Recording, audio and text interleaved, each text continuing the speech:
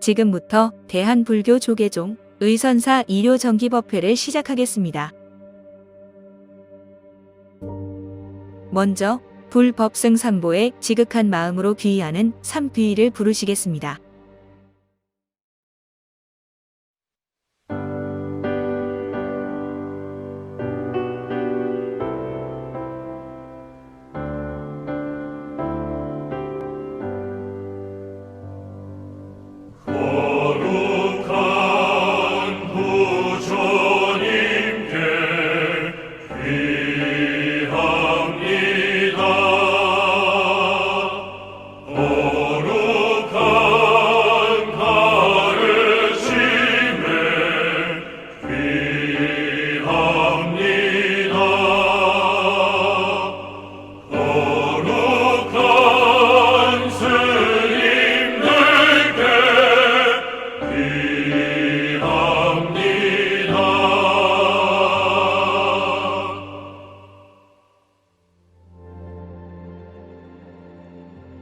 보현 보살의 행원력을 찬탄하며 몸과 입의 뜻으로 지은 세 가지 업을 청정케 하는 보현행원을 부르시겠습니다.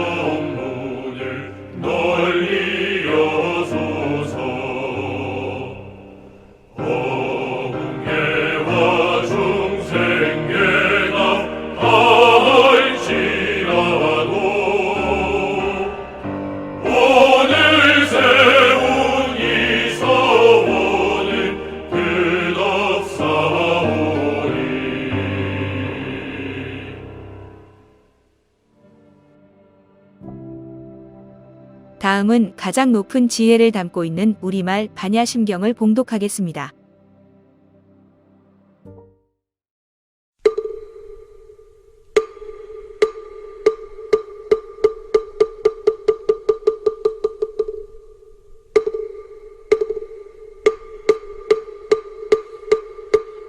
마하반야바라밀다심경관자재보살이 깊은 반야바라밀다를 행할 때 오니 공한 것을 비추어 보고 온갖 고통에서 건너느니라. 사리자여, 색이공과 다르지 않고 공이색과 다르지 않으며 색이고 공이요 공이고 색이니 수상행식도 그러하니라. 사리자여, 모든 법은 공하여 나지도 멸하지도 않으며 더럽지도 깨끗하지도 않으며 늘지도 줄지도 않느니라.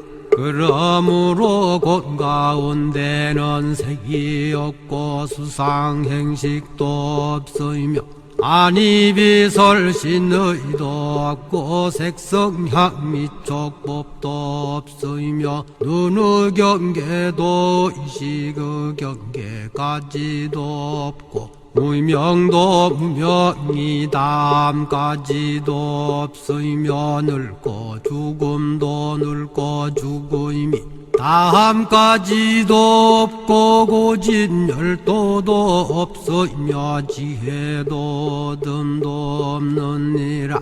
얻을 것이 없는 까닭에 보살은 반야바라 밀다를 의지함으로 마음에 걸림이 없고 걸림이 없으므로 두려움이 없어서 뒤바뀐 헛된 생각을 멀리 떠나 완전한 열반에 들어가며 삼세의 모든 부처님도 반야바라 밀다를 의지함으로 세상의 깨달음을 얻느니라. 반야바라 밀다는 가장 신비하고 밝은 주문이며 위 없는 주문이며 무엇과도 견줄 수 없는 주문이니 온갖 괴로움을 없애고 진실하여 허망하지 않음을 알지니라. 이제 반야바라 밀다주를 말하리라.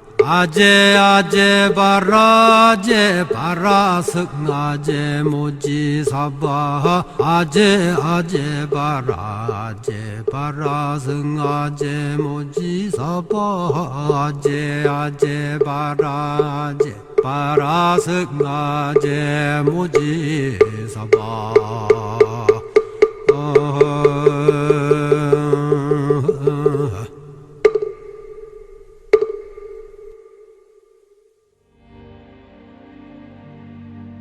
부처님 전에 우리의 서원을 세우는 발언문을 봉독하겠습니다. 발언문.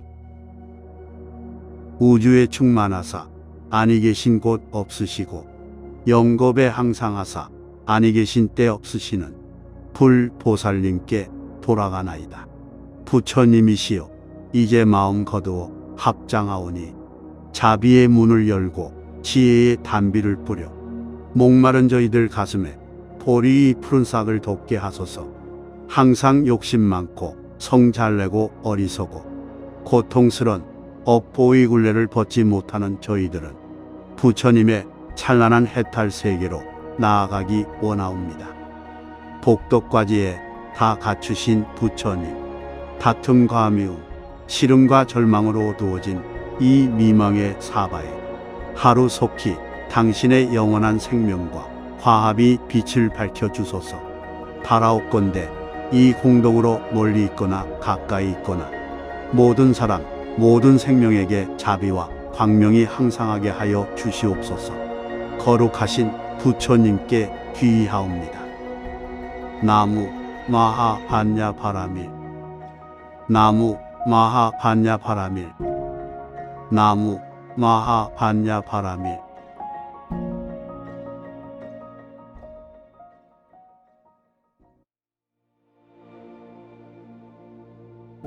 법사님께 부처님의 가르침을 청하는 청법다를 부르시겠습니다.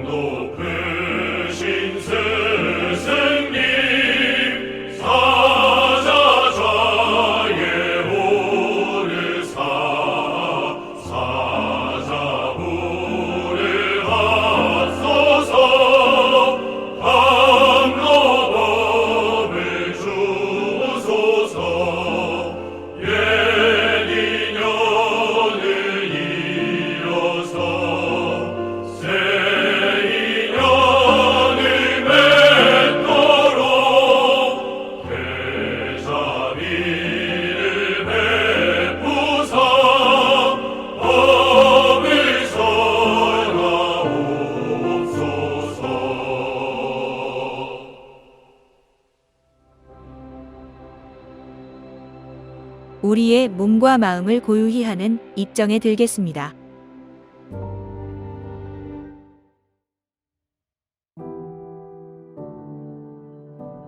편안하게 앉되 숨이 드나들기 쉽게 허리를 세웁니다.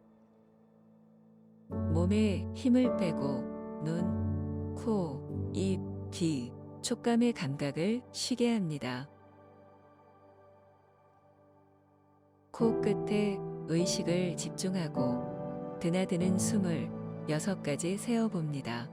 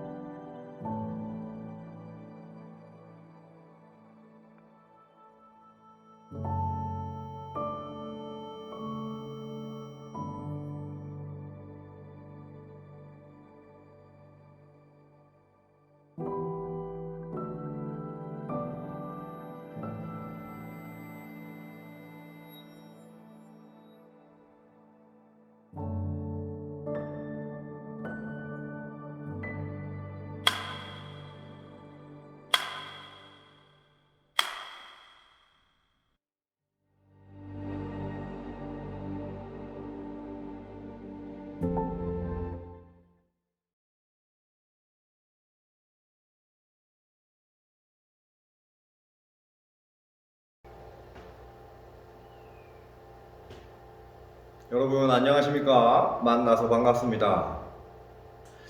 오늘은 언제 어디서나 환영받는 사람, 즉 우리 요즘 흔히 말하는 그 핵인싸가 되는 방법에 관해서 좀 얘기를 해볼까 합니다. 여러분 주변에는 정말 이 친구는 우리 부대에 참 핵인싸다 라고 할 만한 그런 핵인싸 하면 좀 떠오르는 그런 전우가 있으신가요? 아마 한 분 정도씩은 떠오르시는 분이 계실 것 같습니다. 그렇다면 우리 모두 좀 더 깊이 한번 생각을 해봅시다. 내가 떠올린 그 사람은 도대체 어떻게 하길래 우리 부대원 모두가 좋아하고 환영하는 그런 사람이 될 수 있었을까요? 그 사람의 어떤 점이 그 사람을 그렇게 존중받고 또 환영받게 만드는 걸까요? 아마 제가 잘은 모르지만 항상 겸손한 자세로 상대방을 배려하고 또 양보하면서 타인에게 이익과 안락을 주기 위해서 노력하는 그런 사람의 가능성이 굉장히 큽니다. 그 누구도 자신을 무시하고 함부로 대하고 또 거만하고 상대방의 말을 경청하지 않으려 하고 자신의 이익만을 추구하고 다른 사람을 불편하고 경직되게 하는 사람을 좋아하지 않습니다. 상대방에 대해 겸손이 없는 사람은 존중받는 사람이 될 수가 없습니다. 그 욕존성겸이라는 사자성어가 있습니다. 타인에게 존중받고자 한다면 내가 먼저 상대방을 겸손히 존중하라 라는 뜻입니다. 그 상대방을 겸손의 자세로 배려하는 것이 타인에게 존중받고 환영받는 첫걸음이라고 할 수 있습니다. 이 신라의 왕자 출신인 의상스님은 자신의 그 모든 지위와 권위와 재산을 다 버리고 출가를 했습니다. 출가를 해서 목숨을 걸고 저기 중국 유학길에 오르셨죠. 그래서 유학을 해서 화엄학을 공부를 열심히 하셨습니다. 그 신라시대 당으로 가는 그 유학길에서 국경수비대를 만나가지고 거기서 이제 잡혀가지고 옥살이도 하게 되고 또 육로로 가니까 그 국경수비대가 있으니까 안 되니까 배를 타고 또 당나라로 건너가는데 또 배를 타고 가는 그 길에서는 또 폭풍우를 여러 번 만나가지고 죽을 고비를 또 몇 번 넘기시고 그렇게 목숨을 걸고 불법을 배우러 당해 가시니 의상스님은 이 지엄스님이라고 하는 그 당시 당나라의 화엄학의 대가이신 스님께 그 공부를 배웠습니다. 그래가지고 우리 불경 중에서도 으뜸경전이라고 꼽히는 그런 화엄경에 통달을 하게 된 것입니다. 그 의상스님은 자신이 배운 그 화엄경의 가르침을 좀 많은 사람들한테 쉽게 알려주기 위해서 이 화엄경의 핵심 가르침만 좀 뽑아가지고 그걸 요약해가지고 법성계라고 하는 개송을 만드셨습니다. 그 법성계에 보면은 이런 구절이 나옵니다. 우보익생만 허공 중생수기 득이라. 우리말로 이 풀이를 해보자면 이 보배와 같은 단비는 허공에 항상 가득히 내리지만 사람들은 각자 저마다가 자신의 그릇의 크기에 따라서 각자 다 다르게 이익을 받더라 라는 뜻입니다. 우리는 삶을 살아가면서 적어도 한 3번 정도의 결정적인 기회를 얻게 된다고 합니다. 그래서 그 기회를 놓치지 않고 딱 잡기 위해서는 평소에 그 기회를 성공적으로 만들 수 있는 그 능력을 키우기 위해 부지런히 준비하고 노력해야만 합니다. 자, 그렇다면 우리는 어떤 준비를 해야 될까? 여러 가지 준비와 노력이 필요하겠지만 가장 중요한 노력은 바로 이 겸손이 아닐까라는 생각을 합니다. 그래서 우리 군대뿐만 아니라 사회에서도 성공한 사람들은 대개 겸손과 이 상대방에 대한 존중을 공통적으로 가지고 있습니다. 사실 이 조직이나 지위가 내게 준 이 권한과 힘은 온전히 나의 것이라고 하기에는 어렵습니다. 항상 이 겸손의 자세로 타인을 배려하고 이해하면서 살아가야 합니다. 그럴 때 우리는 우리의 삶 속에서 여러 가지 실수나 어려움을 줄여가면서 생활할 수 있게 되는 겁니다. 물론 내가 좀 뛰어나고 실력이나 지위가 올라갈수록 그 겸손한 마음과 자세를 갖추는 것은 그 쉬운 일이 아닙니다. 나도 모르는 사이에 자만하게 되고 또 거만한 마음이 자리 잡게 되고 그런 것들이 점점 커져갈 수 있기 때문에 그 참이 겸손한다는 게 말처럼 쉬운 일은 아닙니다. 하지만 그 신라 시대의 원효 스님의 말씀대로 이 어려운 일을 능히 행하면은 사람들이 존중하기를 부처님 대하듯이 한다라는 말이 있습니다. 그 겸손한 마음과 그 자세는 실천하기는 굉장히 어렵지만 그 어려움을 극복해내고 자만하지 않고 겸손한 마음 자세로 주변 사람들을 존중하면 선후배, 상하급자를 떠나서 우리 삶 속에서 만나는 대부분의 사람들에게 마음에서 우러나오는 진심 어린 환영과 존중을 받게 될 것입니다. 하늘에서 같은 양의 비가 내린다 하더라도 깊고 넓은 그릇에 많은 비가 담기듯이 항상 스스로를 겸손히 낮추고 타인을 존중하고 배려하는 삶을 살아간다면 우리는 같은 조건과 환경에서도 보다 더 성공적이면서 행복한 삶을 살아갈 수 있게 될 것입니다. 그뿐만 아니라 나만의 행복이나 만족의 수준을 넘어서 나를 비롯해서 주변 사람들까지 행복하게 만드는 삶을 만들어 가실 수 있을 겁니다. 여러분, 우리 모두 겸손과 배려의 자세로 나와 타인 모두에게 존중받는 그런 핵인싸의 삶을 만들어 나갑시다. 모두 성불하십시오.